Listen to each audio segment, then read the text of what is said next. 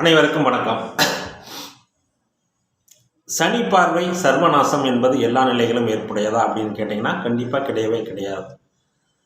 சனி எப்படிப்பட்ட எந்த லக்கணத்திற்கு எப்படிப்பட்ட நிலையிலிருந்து பார்க்கிறார், சனி பார்க்கும் பாவங்கள் கெடும் என்பது பொதுவான விதிதான். இந்த பொதுவான விதிக்குள் ஜோதிடம் இல்லவே இல்லை. அதே சமயங்கள் சனி செவ்வாய் ராஜயோகாதிபதியாகி அவர் மறைவு ஸ்தானங்களில் இருக்கும்போது மிகப்பெரிய யோகத்தை, மறைவு ஸ்தானங்களில் ஆட்சி உச்சம் அடையும் போது மிகப்பெரிய யோக பலன்களை செய்வார் என்பது விதி. இந்த நிலையில் சனியின் பார்வை நல்ல ரிஷபதுலா லக்னத்துக்கு நல்ல இடத்தில் இருக்கும் பார்க்கும்போது அந்த பாவகத்தை வளர்க்கவே செய்வார்களே ஒழிய கெடுக்க மாட்டார்கள். இந்த அமைப்பில் ரிஷப லக்னத்திற்கு 6ஆம் இடத்தில் உச்சமாகும், தனித்து உச்சமாகும் சனி மிகப்பெரிய ராஜயோகத்தை தனது தசையில் தருவார். இதற்கு உதாரணம் மன்முக முன்னாள் முதல்வர் எடப்பாடியார் அவர்களின் ஜாதகத்தில் பார்த்தீங்கன்னா ரிஷப லக்னத்திற்கு 6ஆம் இடத்தில் சனி உச்சமாகி சனி திசையின் இறுதிப் பகுதியான அந்த ராகு புத்தியில், அதாவது அவர் முதலமைச்சராக எதிர்பாராத விதமாக தேர்ந்தெடுக்கப்பட்டார். இங்கே சனி 8ஆம் பார்வையாக 8ஆம் இடத்தை பார்க்குறது ஆயுள் பங்கமாகும், அப்படியெல்லாம் கிடையாது. சனி பாபத்துவமாக இருந்து பார்ப்பதற்கும் சுவரில் தனக்கு பிடிச்ச நண்பர்கள் வீடு சுவர்கள் வீடுகளிலிருந்து பார்ப்பதற்கும் நிறைய வேறுபாடுகள் உண்டு. 8ஆம் இடத்தை சனி பார்த்துட்டாவே ஆயுள் கெடுக்கும் அப்படிங்கிறது இல்லை, சனி திசையில் ஆயுள் கெடும் அப்படிங்கிறதெல்லாம் கிடையாது. சனி எந்த நிலையில் இருந்தால் யோகத்தை செய்வார், எந்த நிலையில் அவருடைய பார்வை நல்லது செய்யும் அப்படிங்கிறத ஒரு உதாரண வீடியோவில் பார்க்கலாம். இந்த ஜாதகர் பிறந்தது பார்த்தீங்கன்னா 5/8/1983 2:5 AM என்ற அளவில் பிறந்திருக்கார். ரிஷப லக்னம், ரிஷப ராசி, மிருகசீரிஷ நட்சத்திரத்தில் பிறந்திருக்கிறார். லக்னத்திலேயே சந்திரன் ராகு, 3ஆம் இடத்தில் சூரியன் செவ்வாய், 4ஆம் இடத்தில் புதன் சுக்கிரன், 6ஆம் இடத்தில் சனி, 7ஆம் இடத்தில் குரு கேது. எடுத்தோடனே காலசர்ப்பதோஷம் அப்படி இப்படின்னு சொல்லுவாங்க. காலசர்ப்பதோஷம் என்பது இல்லவே இல்லைங்க, நான் நிறைய இடத்துல சொல்லியிருக்கிறேன்.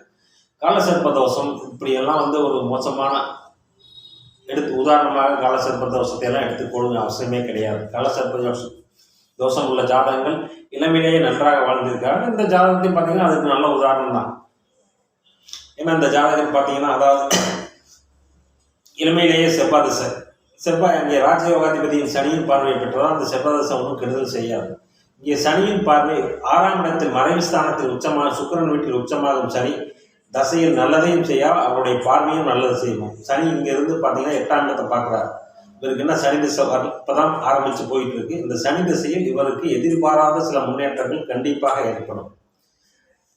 குரு திசையிலே திருமணம், புத்திரவாக்கு போன்ற விஷயங்கள் நடந்திருக்கும். ஏனென்றால் 7ஆம் வீட்டில் குரு நடப்பதால் குரு தனது காரக விஷயத்தை தனது தசையில் செய்ய வேண்டும். அவரே 11ஆம் வீட்டில் காம திரிகோண பாவத்துக்கு அதிபதி அப்படிங்கிறதுனால அவரே திருமணம், புத்திரவாக்கியம் போன்ற விஷயங்கள்ல தந்திருப்பார். ஆனாலும் குரு திசை ஒரு பகுதியில் ஜாதகரை வாட்டி வதைத்திருக்கும். என்னதான் அவர் சந்திரன் லக்னத்தில் உச்சமானாலும் அவர் ராகுவுடன் இணைந்தது தவறு. ராகு திசையில் இந்த ஜாதகர் படாத சிரமங்கள் பட்டிருப்பார். என சுக்கிரன் வீட்டில் இருந்தாலும் அந்த லக்னத்தின் மாரக அஷ்டமாதிபதியின் தொடர்பை பெற்ற ராகு கண்டிப்பாக நல்ல பலன்களை செஞ்சிருக்க மாட்டார். குரு திசையும் ஒரு பகுதி நல்ல பலன்களை செஞ்சிருக்காது. இப்போ நடக்கின்ற சனி திசை 9-10 கூடையவனாகி அவர் 6ஆம் வீட்டில் உச்சமாகி சுக்கிரன் வீட்டில் உச்சமாகி வீடு கொடுத்த சுக்கிரன் வர்க்கோத்த நிலையில் திக்பலத்தில் இருக்கும் நிலையில் இந்த சனி மிகப்பெரிய யோகத்தை ஜாதகருக்கு தருவார். தன்னுடைய காரக ஆதிபத்தியத்தின் விஷயமாக 9-10 கூடிய தர்ம கர்மாதிபதி ஆனால் சனி 6ஆம் இடத்திலே உச்சமாகும் போது வேலையிலே நல்ல முன்னேற்றம், எதிர்பாராத அதிர்ஷ்டம், எதிர்பாராத சலுகைகள், பொருள் சேர்க்கை, தனச்சேர்க்கை எல்லாத்தையும் 6ஆம் இடத்தில் இருக்கும் சனி தருவார். 6ஆம் இடம் என்பது பார்த்தீங்கன்னா மறைவு ஸ்தானம், அதாவது அடுத்தவருடைய தனம், உட்கார்ந்துகிட்டே சம்பாதிக்கக்கூடிய அமைப்பு, இது எல்லாமே 6ஆம் இடத்தினுடைய வேலைகள் தான். அந்த அமைப்பின் வழியாக சனி மிகப்பெரிய ராஜயோகத்தை தருவார். 12ஆம் இடத்தை பார்த்து அதாவது விரய செலவு, பரிணாமமான விரயத்தை தடுப்பார். 3ஆம் இடத்தை பார்த்தாலும் அவருக்கு புகழ் அந்தஸ்தை கொடுக்கக்கூடிய அமைப்பில் தான் பார்ப்பார். இதுவரை 3ஆம் இடத்தை பார்த்து கெடுக்க மாட்டார். ஏனென்றால் இங்கே ராஜயோகாதிபதி என்ற அமைப்பு சனிக்கு வந்துவிடுகிறது. ரிஷபதுலா லக்னத்துக்கு பார்த்தீங்கன்னா சனி எங்கே எப்படி இருக்கிறார் என்பதை பார்த்துவிட்டு தான் அவருடைய பார்வை எப்படி இருக்கும் என்பதை முடிவு செய்ய வேண்டும். உதாரணமாக சிம்மத்தில் இருந்து பார்த்தேன்னா 10ஆம் இடத்தை பார்த்தா கண்டிப்பாக தொழிலுக்கு எடுத்திருப்பார். சிம்மத்திலிருந்து 10ஆம் இடத்தை பார்த்தாலோ அல்லது கடகத்திலிருந்து 9ஆம் இடத்தை பார்த்தாலும் தகப்பனை கண்டிப்பாக எடுத்திருப்பார். அல்லது தகப்பன் வழி உறவுகள், தகப்பன் சொத்துக்கள் இவற்றில் நிறைய பிரச்சனைகளை தந்திருப்பார். இங்கே 6ஆம் இடத்திலே மறைந்து உச்சமாகி தனிச்சு உச்சமாக இருக்காரு. ரொம்ப பெரிய விசேஷம். எந்த விதமான பாவக்கிரக தொடர்பும் இல்லாமல் தனிச்சு உச்சமாகி சுக்கிரனுடைய வீட்டில் சுபத்தன்மையுடன் உச்சமாகி 8ஆம் பார்வையை பார்த்து எதிர்பாராத அதிர்ஷ்டத்தையும் 7ஆம் பார்வையாக 12ஆம் பாவத்தை பார்த்து விரயத்தை தடுத்தும் 3ஆம் பாவத்தை பார்த்து புகழ், கீர்த்தி, பராக்கிரமம் போன்ற அமைப்புகளையும் இந்த சனி திசை ஜாதகருக்கு தரும் என்பதில் எந்த விதமான மாற்று கருத்தும் இல்லை.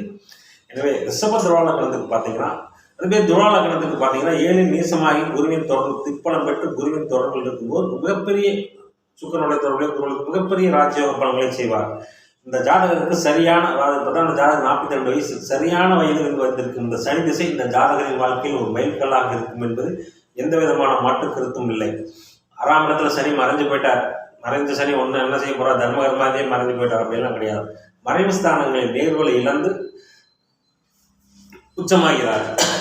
கேந்திர கோணங்களில் தான் சனி உச்சமாகக்கூடாது. மறைவு ஸ்தானங்களில் உச்சம் பெறுவது எந்த நிலையிலும் எந்த லக்கணமாக இருந்தாலும் மறைவு ஸ்தானங்களில், இதே விருச்சிக லக்னமாக இருந்து 12ஆம் இடத்தில் உச்சமானால் கூட நல்ல பலன்கள் தான் செய்வார், கெடுபலன் செய்ய மாட்டார். சரிங்களா? மறைவு ஸ்தானங்களில், அதே கும்ப லக்னத்துக்கு லக்னத்தில் சனி இருக்கிறத விட 12ஆம் இடத்துல சனி இருந்தால் நல்ல பலன்கள் நடக்கும். லக்னத்தில் இருக்கும்போது லக்னத்தை கெடுப்பார். இந்த அமைப்பில் மறைவு ஸ்தானங்களில் உச்சமாகும் சனி தனது தசையில் பெரும் தனம் பொருள் வரவை தருவார் என்பது எதிர்பாராத அதிர்ஷ்டம், வேலையாட்களால் நன்மை போன்ற நல்ல பலன்களை இந்த ஜாதகருக்கு மனமுகுந்து செய்யக்கூடிய அமைப்பில் சனி இருக்கிறார். எனவே சனி பார்வை எந்த நிலையில் நல்லது தரும் என்றால், அவர் லக்னத்துக்கு ராஜயோகாதிபதியாக வந்து சுபர் மறைவு ஸ்தானங்களிலோ அல்லது சுபர் தொடர்பிலோ இருக்கும்போது அவருடைய பார்வை மிகப்பெரிய நன்மைகளை செய்யும் என்பதை இதன் மூலம் நாம் அறிந்து கொள்ளலாம். நன்றி, வணக்கம்.